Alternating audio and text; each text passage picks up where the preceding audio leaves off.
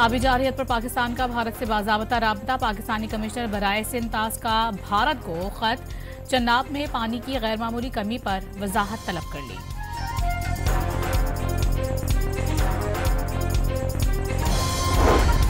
नौमई GOR gate हमला case का फैसला। यास्मीन राशिद, मियां महमूद रशीद, एजाज चौधरी, उमर सरफराज चीमा को 10-10 साल कैद की सजा। शाह महमूद कुरैशी बरी।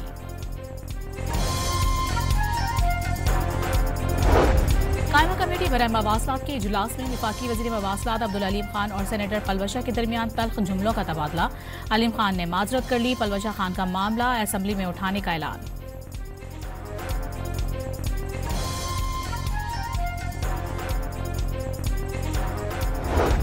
और लाहौर में MPA हॉस्टल्स के अहाते में लगी क्रेन पर चढ़ने वाले शख्स को उतार लिया गया। वज़ीर आला ने नोटिस ले लिया। शहरी ने मरियम नवाज से मुलाकात का मुतालबा किया था।